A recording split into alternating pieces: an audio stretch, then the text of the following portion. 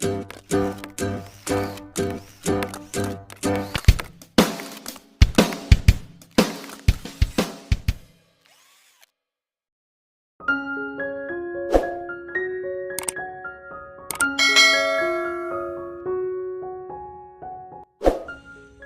sa mga biyanan sa airport, ay inihatid siya ni Nigel sa mansyon. Subalit, hindi ito bumaba ng kotse. Ganon din si Lorena. Hindi ka ba bababa, Lorena? Tanong niya sa dalaga nang manatili itong hindi kumikilos. Magpapahatid kasi ako kay Nigel sa parlor, Agatha. Mauna ka na. Walang kibong lumabas ang dalaga ng sasakyan. Muling isinara ni Nigel ang pintuan ng kotse at bumalik sa loob. Hindi na hinintay ni Agatha na mawala sa paningin niya ang kotse at nagmamadaling pumanghik sa silid. Hindi niya malaman kung paano uubusin ang oras niya. Masisiraan siya ng bait sa kakaisip kung saan patungo ang dalawa at kung totoo ang kutob niyang may relasyon ng mga ito. Walang hiya ka talaga, Nigel. Paggalit niyang pinokpok ang una na. Bakit hindi si Lorena ang pinakasalan mo? Bakit ikinulong mo ako sa ganitong uri ng kalagayan? Hindi niya namalayang umiiyak na siya sa galit. Gabi na nang umuwi si Nigel at kasama pa rin si Lorena. At tulad ng sinundang gabi, ay para silang ekstranghero sa isa't isa sa kama. At kahit sa araw, ay napaka-formal na pakikatungo nito sa kanya. At kung kailan hindi pinipresa sa kanya ni Nigel ang obligasyon niya dito, ay saka naman siya nagagalit at nagtataka.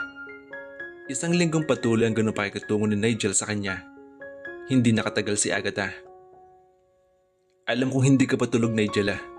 Gusto ko mag-usap tayo. Tumihaya ang lalaki. Tungkol naman saan? Alam mo ba kung anong oras na? Hindi ba dapat ipagpabukas na lang yan? Inaantok nitong sinabi. Hindi. Matigas na niyang sinabi. Alright, ano ba yun? Bagot na sagot ni Nigel at sa nakikita niya sa mukha nito ay gusto niyang panghinaan ng loob. Bakit ganyan na pakikatungo mo sa akin? Kakaiba. Nitong mga nakarang araw napapansin ko yun.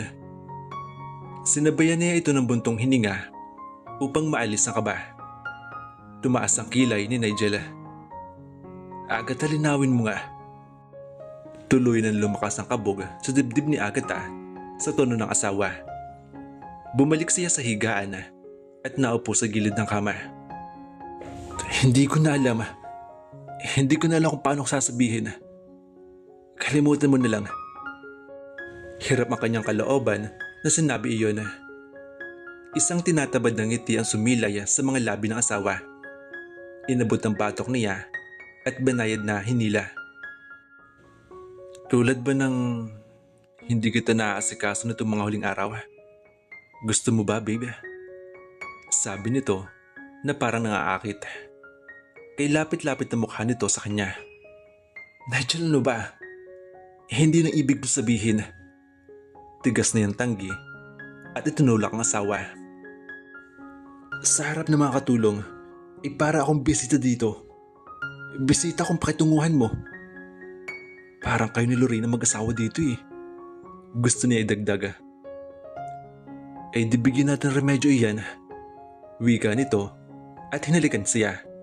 Kasabay ng pagtatanggal nito na kanyang suot. Ano ba, Nigel? Bitiwan mo nga ako. Agatha, stop it. I-enjoy mo na lang tong gabing to. Mapapahiya ka lang kung patuloy ka diyan sa kalokohan mo. Alam ko naman na gusto mo eh. Walang hiya ka talaga, Nigel. Tumigil siya sa pagpalag dahil napapahiya siya dito dahil totoo ang sinasabi nito. Sinubukan niyang hindi gumalaw at hayaan na lamang ang lalaki sa ginagawa nito. Pero hindi tumagal ng isang minuto ang tila pagiging bato niya. Muli ay nadarang siya sa mga ginagawa ng asawa at muli ay dinala siya nito sa isang lugar na kung saan sila lang ang tao sa mundo. At muli ay gusto niyang kasuklaman ang sarili nang bumalik sa normal ang katawan at isip niya. Alam kong naiinip ka dito sa bahay. Bukas ay Pasasamahan kita kay Lorraine para makapag-shopping kayo. Ani ni Nigel makalipas ang ilang sandali. Hinalikan siya nito at pumikit habang nakayakap sa kanya mga braso. Nanggigit-git ang kanyang kalooban. Pasasamahan pa siya kay Lorraine. Hindi bali. Hindi na bali ng tiisin niyang isuot ang mga luma niyang damit. Nang magising siya kinabukasan ay wala na ang asawa. Tinanghali siya ng gising dahil sa puyat sa kakaisip sa sitwasyon nila. Nababaan niya sa kusina si Lorraine. "Good morning." Bati ng dalaga na nakangiti. "Halika na, saluhan mo na ako. Nagbilan nga pala si Nigel na samahan kita ngayong mag-shopping." Ganun ba Lorraine? Naku, wag na. Wag ka na mag-abala." Nakangiting sabi niya dito. Umupo siya at kinuha ang sinalinan ng maid na kape. "Wala akong balak mag-shopping eh." "Come on Agatha." Protesta nito at napataas ang kilay niya sa ginamit itong pangalan. She was being friendly and familiar. "Gusto ko mag-shopping tayo at samahan ka mamili. Alalahanin mo pinangakuan ako ni Nigel na bilhin lang gusto ko kapag sinamahan kita. Hindi ko makukuha yun pag hindi tayo lumakad ngayon." Naguluhan siya sa sinabi nito. Nasisiguro niyang hindi nito hahangarin ang anumang bagay na ipinangako ni Nigel. Dahil kayang-kaya nitong hingin sa asawa ang 10 doble man noon kung ano man iyon. "Alright, fine. Magsha-shopping tayo." Parang bata niyang sangayon. "Bakit nga pala hindi ka pa umuwi ng Tagaytay?" Hindi niya maiwasang itanong. Para bang itinataboy mo na ako niyan Lumabi ang dalaga. "Pero sasagutin ko pa rin yan. Hindi kasi gusto ni Nigel na umuwi pa ako." Nanlaki ang mga mata ni roon. "Ha? Bakit naman?" Naggipit na mga balikat si Lorraine. "Siguro para may makasama ka dito." "No way. Kayong dalawa." Hiyaw ng isip niya. Napaka-stupid na niya kung paniniwalaan niya iyon. Ang sumunod na kalahating araw ay inubos ng dalawang babae sa pag-iikot sa mga kilalang department store. Kung hindi lamang sa pahapyaw na pagkukwento ng dalaga tungkol sa mga bagay na alam nito kay Nigel at ang pagpapahiwatig nito na may relasyon silang dalawa, ay totoong mag-i-enjoy sana siya sa shopping nilang iyon. Gusto niyang magalit sa babae, pero hindi niya magawang panatilihin sa dibdib niya iyon. Likas itong palakaibigan at sa tansya niya ay walang mali siya mga sinasabi nito. Lamang ay iniisip niyang baka isa ito sa mga tricks ng dalaga upang mapanatag ang kalooban niya. Nang gabing iyon ay tumawag si Nigel at nagsabing may kliyente pa ito. Pagod din siya dahil sa pag-shopping nila ni Lorraine kaya maaga siyang natulog. Subalit nalipungatan at nagising siya ng bandang 10:30 ng gabi at nilingan niya ang tabi. Wala pa rin si Nigel. Sinulyapan niya ang bintana. Nalimutan niyang isara at hindi niya nabuksan ang aircon bago matulog. Hindi naman kasi mainit.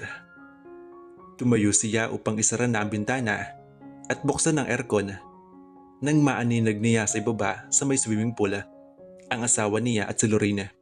Nag-uusap ang mga ito at nakakabay si Nigel sa dalaga. Iyon marahil ang dahilan kaya nagising siya. Hindi niya gustong manubok at makinig, pero iyon ang ginawa niya. "Ayoko na Nigel. Nahihirapan ako sa ginagawa nating to. Ang mabuti pa, umuwi nila ako sa Tagaytay. Bukas din." "Lorraine please, nakikiusap ako sa'yo. Konting panahon pa." Narinig niyang sinabi ng asawa. "Nigel, nakakahalata ng asawa mo at ayokong gawin ito sa kanya. Nagugustuhan ko na siya, ang ugali niya. Napakasimple niya at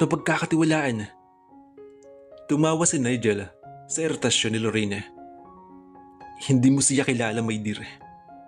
Oo, napakasimple niya. Pero hindi mo siya pagkakatiwalaan. Please, Lorena. Gusto ko nandito ka muna. Kailangan kita.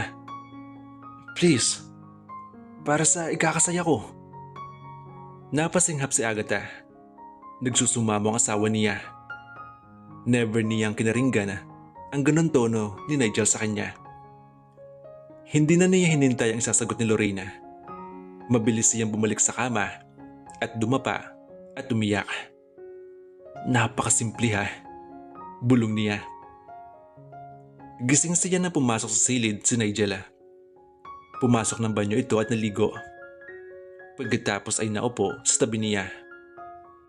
Nagtulog-tulugan si Agatha. Naramdaman niya na dumantay ang mga kamay nito sa mga balikat niya. Banayad siyang itinagilid at hinagkan sa mga balikat. Agatha, bulong nito. Hinahalikan nito ang braso niya. Napahinga si Agatha. Hindi niya may tatanggi na namiss niya iyon. Namiss niya ang lalaki. Pero tumatangging bumigay ang pride niya. Lalo na sa narinig niya kanina. Ano ka ba naman, Nigel? Gigisingin mo talaga ako diyan para lang sa kalibugan mo. Balik niya rito at sinabayan pa ng hikaba. Sa liwanag ng lampshade ay nakita niya ang pagtiim ng mukha ng asawa. Asawa kita, Agatha, at magagawa kong gawin sa iyo ang gusto kong gawin kahit anumang oras. Paasik nitong sabi sa kanya. Nang walang konsiderasyon, alam kong binili mo ako, Nigel. Hindi mo kailangang patunayan iyon sa lahat ng pagkakataon. Kahit ang katulong ay may oras ng paghinga. Ano ba pinagsasabi mo, ha, Agatha? Pagalit itong sinabi. Gusto mo na naman ba na magpuwersahan tayo ngayon? Alam mo, Agatha, minsan ay gusto kong isipin kung gusto mong ganung uri ng laro. Mahigpit niya ipinikit ng mga mata. Sa pagkakataong ito ay hindi niya tatanggihan ang mga gagawin ng asawa. Pero sa pagkakataong iyon, mamatay siya kaysa tugunin ng mga ginagawa nito. Hinalikan siya ni Nigel. Inaakit siya nito. Ang mga labi nito ay patuloy sa paglapat sa kanyang katawan. Tulad sa isang balahibong hinahaplos sa katawan niya. Ang mga kamay nito ay nagsimula na maglaro sa kanyang harapan. Para bang gusto na niyang bumigaya. Muntikan na siyang mapasinghap nang bumaba ang labi nito sa kanyang harapan. Nilalaro ng labi nito ang kanya. Pero pilit niya isinasaksak sa isip ang mga narinig niya na pag-uusap ng asawa at ni Lorraine sa swimming pool. At sapat na iyon upang anumang init na gumagapang sa katawan niya ay mahalinlahan ng galit. Binili siya para maibsan ang kalibugan nito. Para sa kasiyahan nito. Pinagpakumbaba na ipaamin ito sa kanya na kailangan niya ito. Pero hindi niya matanggap na napagtawanan siya at pagtaksilan. Lalong hindi niya kayang tanggapin na kinakaawaan siya ng kapwa babae. Pero ang mga labi at mga kamay nito ay talagang mapusok. Pinagsawaan ng haplos nito at mga halik nito ang kanyang katawan. Ang akala niya ay hindi na niya kaya at bibigay siya. Maras siyang itinaas ni Nigel. Ano na nangyayari sa'yo? Bakit parang kalamig-lamig mo? Para kang estatwa. Kitang-kita niya ang pag-aapoy sa mga mata nito sa galit. Isang malalim na paghinga ang pinakawalan ni Agatha. Bakit, Nigel? Hindi ba kayang tanggapin ng ego mo na hindi ako nagre-react sa ginagawa mo? Patuyan niya sinabi. Itong ginagawa natin to, ayaw na ayaw ko. Napaka-disgusting asawa ko. At iyang nararamdaman ko sa iyo ngayon. Yan ang nararamdaman ko. Agatha, hindi ka dating ganyan. Kung apoy lang na totoo ang lumalabas sa mga mata nito, ay baka nasunog siya. Bata pa ako, Nigel, at wala pa experience. Kahit naman sino sigurong babae, kapag ikaw ang kasama, bibigay at bibigay sa'yo. Pero hindi na mauulit ang mga naunang nangyari, Nigel. At saka ano ba kinagagalit mo? Hindi naman ako tumatanggi, di ba? Nasa iyo ang lahat ng karapatan gawin ang anuman gusto mo sa katawan ko. Binili mo yan, di ba? Pero hindi mo kasamang nabili ang damdamin ko. Akin iyon, Nigel. Hindi siya nagtaas ng tinig, pero kasing lamig iyon ng yelo.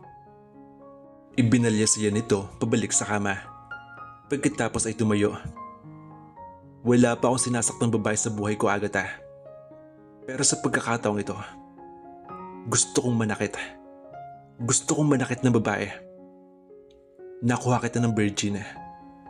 Pero nakuha mong ibigay ang sarili mo sa akin na hindi lumalaban. Kung hindi sana ganun, ay baka maniwala ako sinasabi mo. Nakikipaglaro ka, Agatha. At kung ano man iyon, malalaman ko din yun. At hindi magawa sa akin yun. Tandaan mo yan. Ibinagsak nito ang pinto ng banyo. Tanghali na siyang nagising kinabukasan dahil hindi naman siya natulog sa buong magdamag at inubos niya sa kakaiyak. Pinagsisihan niya ang sinabi sa asawa. Si Nigel ay ewan niya kung saan sila nagpalipas ang gabi.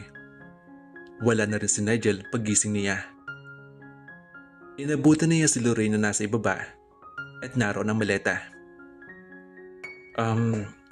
Hinihintay lang kitang magising. Ayoko kasing umalis na hindi nagpapaalam sa'yo. Napaka-impolite naman nun, di ba? Wika ng dalaga. Hindi mo na kailangang paalam sa akin. Malamig niyang tugon. Agatha. Si Lorraine na hindi malaman sasabihin. Itinaas niya ang mukha. Nasa mukha ni Lorraine ang awa sa kanya. At ayun ang kinaayawan niya sa babae. Goodbye, Lorraine. Pagkasabi noon ay lumakad siya papasok ng dining room. Ipinadala naman ni Lorraine sa katulong ang maleta nito at nagpahatid sa driver sa istasyon ng bus. Parang invisible si Agatha nung dumating si Nigel kinagabihan.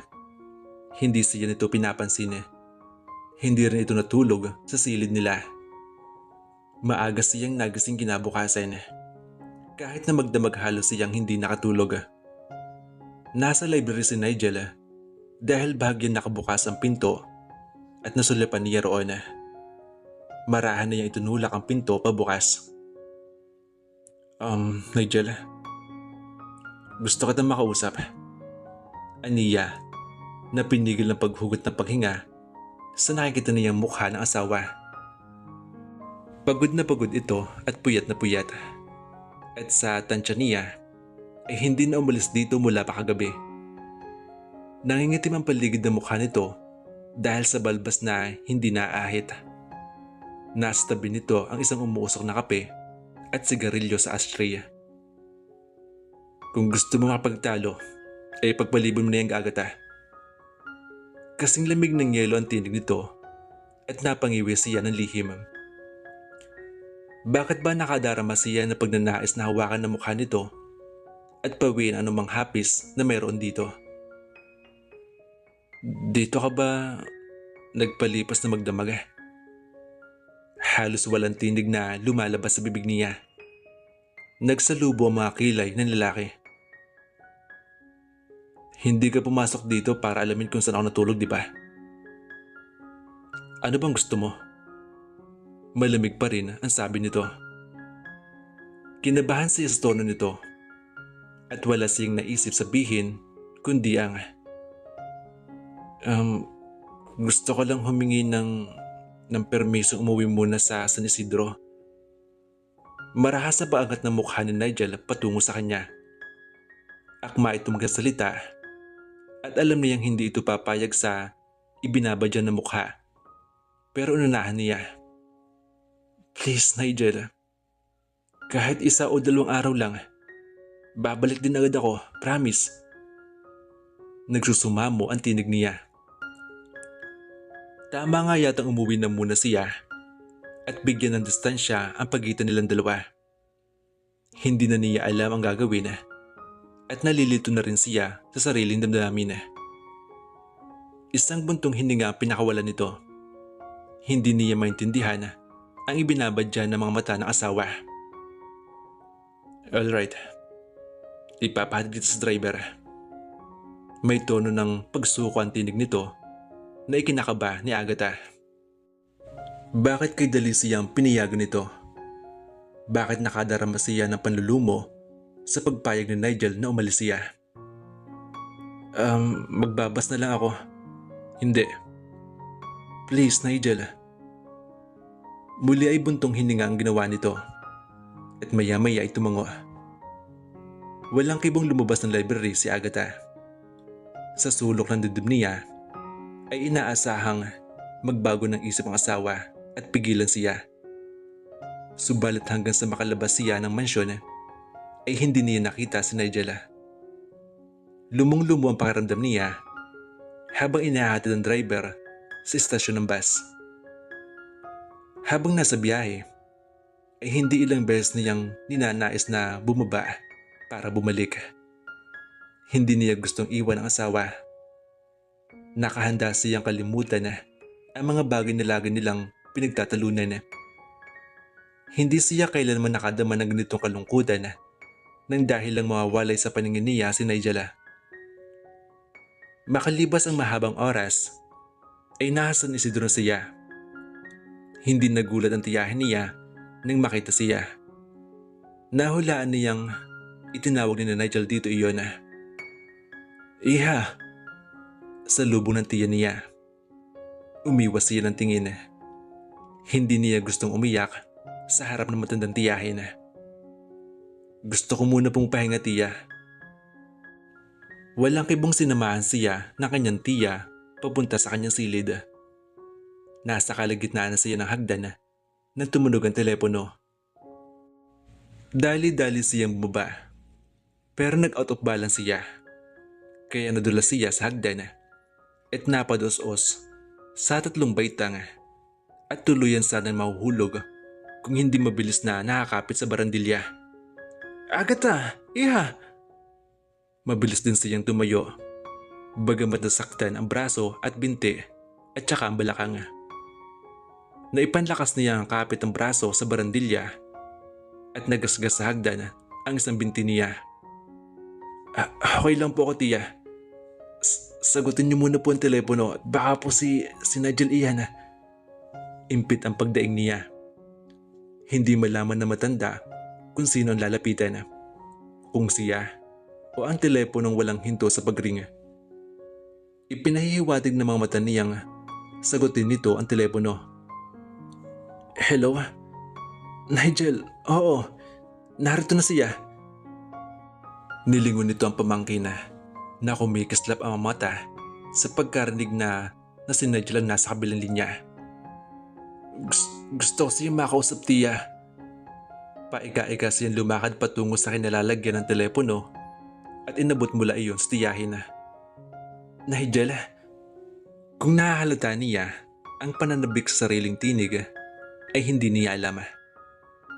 Bakit ngayon ka lang? Tanong nito sa kanya. Kanina pa ako tumatawag diyan. Dapat kanina ka pang nandiyan. Saan ka nagpunta? Kung galit o pag-alala na sa tinig nito ay walang pakialam doon si Agatha. Ang alam niya ay gusto niyang marinig ang tinig ng asawa.